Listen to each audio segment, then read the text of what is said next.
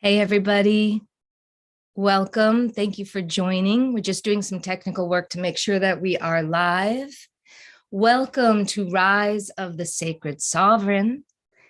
My name is Dow-Spielman, and we are here having a very unscripted live conversation about turning our triggers into portals for growth and seeing the miracles be revealed in everyday moments. Again, I'm Jayshree Dow-Spielman. I am a spiritual educator. I'm a mom and author. I created the Soul Culture Yoga School, which is a certifying yoga school, as well as co-created the Soul Mapping Matrix online digital academy and platform for creating bliss and abundance through the process of self-realization. Welcome to today's live. So, let's take a big breath in and a big exhale. And if you have joined us, thank you. I cannot see you yet because we are working with a new broadcast platform, which is awesome. And I'm trying to make sure everyone is able to see us. But today's conversation is very sacred, very personal, and very real for the moment. I've been thinking so much about this incredible epic time. Hopefully, if you're there, say hi, say hello, let me know where you're coming in from. And that way I just know we're together. I said we'd come on at 11 a.m. Eastern, but it was 11:08 when we started. So if you haven't heard yet, we have announced the first Soul Reconnection Retreat. It's going to be the new moon eclipse. So we'll be grounding in that powerful energy on April 29th to May 1st, here in the beautiful Lower Catskill Mountains on a crystalline grid that is what we call Narayani Bhavan, our home, but hosted by our beautiful friends at Bhakta Bandhav Dham. Oh my gosh, they've worked so hard for a year to rebuild out the temple. And it's like 2020 was a year of manifesting and of, oh man, epic proportions of manifesting for myself. And it was really amazing to watch the devotees take an not abandoned, it's a beautiful 60 acres property. And there are 4 homes, but they were summer homes. So they took a barn and it was super filled with 30 years of this large family and camps stuff. And 5 contractors said they wouldn't work on it, but we don't roll like that. Pioneers go in and they make it happen. So with guts and grit and love, they took down that barn and they made it into a gorgeous sanctuary for the beautiful Radharaman Sevakunj deities that are huge and gorgeous. And when they look at you and you look at them, that darshan breaks open your heart, melts away all of the stress of life, and connects you right into your heart. So April 29th, for that little announcement, Friday to Sunday, we are co-leading with our dear friend Jai Radhe, Jen Mercier, amazing Kundalini yoga teacher, Bhakti soul, who has traveled and led and supported retreats herself for so many years. So we're very happy to be able to do this event. And as far as announcements, that's the main one. Right now, I want to connect a little bit and geek out with you. Why do I want to geek out with you? So Rise of the Sacred Sovereign is about taking that breath in and exhaling it out. It's a big breath in and a grounding exhale. One more breath in. Exhale.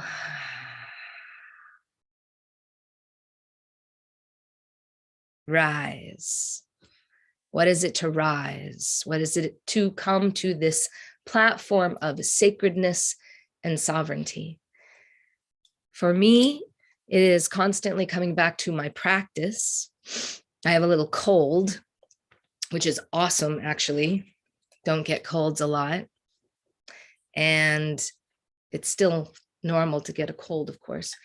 And so I'm pounding all the vitamins and pounding all the elderberry and just moving it through. And there was a moment where I just was down, prostrate, and like letting everything come out. And that surrender, that Saranagati we say in Sanskrit, is the first step.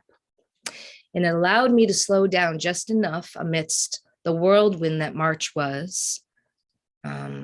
So much happening, usually so much happening, to remember what my job is right now, which is actually to study.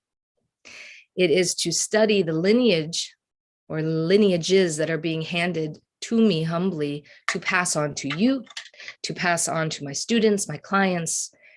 And after a year of being here and the temple being ready, we actually hosted many retreats. I really was not honing in on finding my balance and my practice.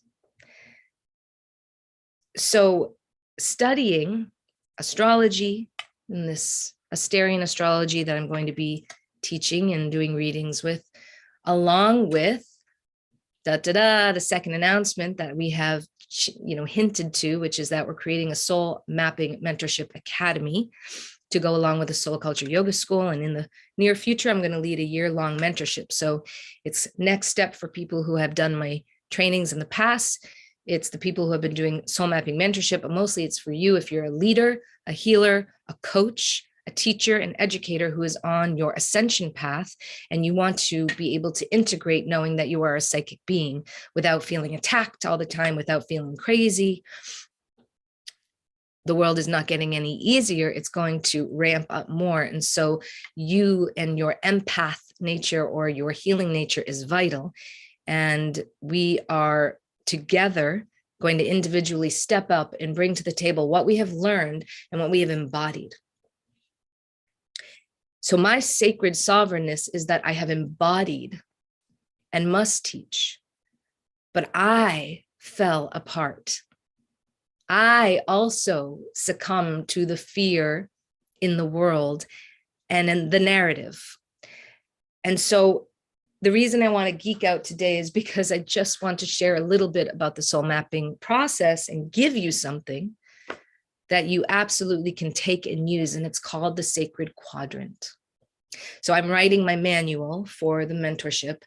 I have journals and notebooks and Google Drives of writing beyond the soul mapping matrix that we already organized and put up online, beyond the soul mapping mentorship work I've done with clients over the years, and beyond the school. This is something that will allow us to gather at any level of empath teaching, education, and service practice that you have, and just tap in to our nature. And a lot of it has to do with, I'm going to say it, God, has to do with divinity.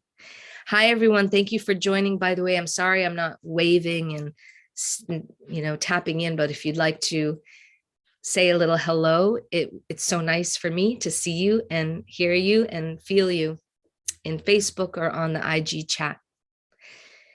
So the Sacred Quadrant is an exercise that we use at the beginning of Soul Mapping Matrix. And I want you to think of it very simply. It is an evolutionary process to not only gather information and data that you are given by the many different teachers in your life, by the many medicine practices or tools that you use that have worked or not worked, as well as your team, which is really changing. Everyone is right now connecting to new people on their path, right? And depending on how much you study astrology or even astronomy or the winds of change or history, you are where you are right now. I am meeting you where you are right now. And our vibration, our frequency is meeting. Yes, that has to do with how you are. Like I have a cold, so my gross body might be thicker, mucusy, TMI, but We're all bags of bones and blood and all that, with souls, as souls inside. But my gross body is also reflecting my subtle body, right? Your aura, you might say, your chi, your energy, your prana, life force. And that has to do with these energetic wheels or discs we call chakras, which you can talk about in modern medicine as best you can. They're bringing in Reiki to hospitals now. They know that energy is a real, sustainable, viable aspect of life. It's just hard in modern times to detach from the new fashion, even of medicine, and go back farther and farther and farther to the ancient recognition of medicine. For example, let's use an allopathic drug, Tylenol. Tylenol comes from willow bark. That is a natural thing. Penicillin is a natural growth that happens in nature that becomes an antibiotic, which will, kill some of the bacteria in your body, like a virus. And then there are herbs that will regrow the good bacteria in your body, right? So this is all the same pot of knowledge, and it can be broken down in Eastern and Western fashion. So in soul mapping, my work is to organize this information that I've been channeling my whole life through pain, through experience, through karma. And it's been quite a life, and I'm grateful for it. Take all the wisdom teachings from my teachers and then tie it up in a nice little bow, connect it through the line up until the highest realm of radiating positivity and abundance, and accepting the fact that we are souls, that we are actually made of eternal bliss nature, and then tapping into that power source that makes you you. There is a sacred quadrant in all of our lives. It's the holy X, or the holy cross, we could call it. And in that sacred quadrant, you have family, you have business, you have self-care, you have your spirituality, right? So even like, I'll draw it. So it's so simple, one-man journals, right? Here's a quadrant that you can say, I don't know if you can see this, self-care, business, which you could also call money, right? Spirituality and family. This is just one way to talk about it. And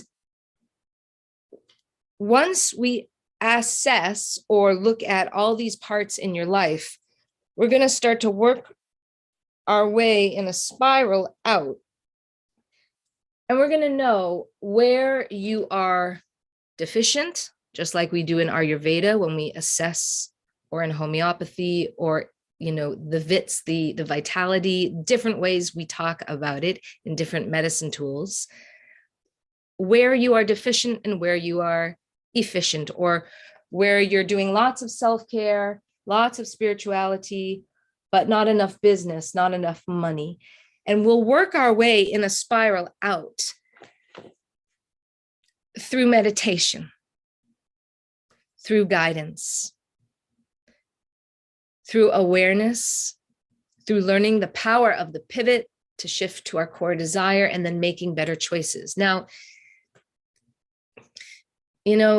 some yogis say, and I would say this as we evolve, because my practice is bhakti yoga. And by the way, I'm here under shelter and offering my humble obeisances to my Srila Gurudev and to all my Guru Vargya for saying something that is worthy for them. And hopefully any wisdom or gyan or medicine practices I share help lead us right up to love, right up to bhakti, right up to that ever-flowing river of Bhakti Devi, which is eternal and magical, and why we want you to come to Bhakti Bandhav so you can experience some of that. But anyway, back to the quadrant. If we start noticing where we are efficient and deficient, we don't just look at that from a psychological perspective or a therapy perspective, even though I've had years and years of therapy and years of education to hold the space and move you forward in soul mapping. We look at it from a place of, how can I find the center of who I am, awaken and remember that, and then attach to it so deeply through mantra, through teacher, through my team, that I start to open up from the center, and all of the spiraling starts to dance and move more in a figure eight, right? Because that figure eight is eternal. All your life is in the middle of it. And you may be going in various directions. It's so simple what I'm doing. This is not genius level anything, but if you're moving on an eternal landscape up and down like a DNA strand and it's healthy, it never ends. So all this to say, why I'm bringing it up is because being sacred means you have the language to match the landscape of your soul's identity. Being sovereign means you are fixed enough. We say nishta, that we are fixed in our practice so that you are constantly remembering to attach to that which does not change. Because all of this is changing. All of this is, it's not just illusion, it's part of it, it's like a play, but what is the most important aspect? Is it that you want to leave it? Because that's very sad. I know I want to leave pain all the time. I absolutely have spent so much of my life just wanting to surrender and then release from pain. But what I want now that I've grown into my practice is I want to surrender the pain, allow it ascend in my soul to attach. I want to attach to something, attaching to something greater. Prayer is good. The power of prayer is good. Weeping is good. The power of surrender, weep, bow, obeisance, offer. But when you cry and release and all that mucus comes out and everything is gone, what are you left with? You're left with an open slate, an open page in your own journal of life. And you get to write that love letter to your soul. What is in that love letter? Who are you writing it to? And how are you going to get so fixed and so clear and so confident that when you fall down, you know how to get up and do it again? There's a process. The love is always there, but the process is what we need to work on a little bit.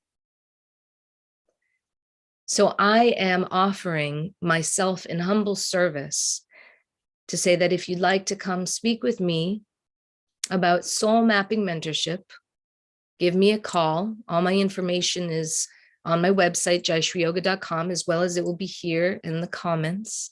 Drop me a message, just DM me. Just write and say, hey, I'm feeling like I want a guide, or I want to talk to you, or I want to get to know you. Let's get to know each other. And if you want to sign up for the retreat, do that. That way you can come and be in community. It's open, it's gorgeous acres. We're going to have fires. We're going to go to the waterfall. You get to be with Narayani and the members of Bhakta Bandhav. But really just remember that you are your most sacred and sovereign teacher. And so any teacher you meet, if their mood matches you and you feel empowered or uplifted or beautiful or seen or heard or felt, they are your teacher in the moment. Please leave your comments. Let me know if this was inspiring and what you'd like me to talk about next week. I'll be back with this live Rise of the Sacred Sovereign every Tuesday at 11 a.m. For now, I'm going to go back to writing my manual for the school. I'm going to be in nature and breathe and flow and remember that my practice is there for me. Thank you so much. It was so good to see you guys. Blessings, love, and so much peace. Radhe, Radhe, Radhe, Jai, Jai, Jai, Shri Radhe, Radhe, Radhe, Radhe.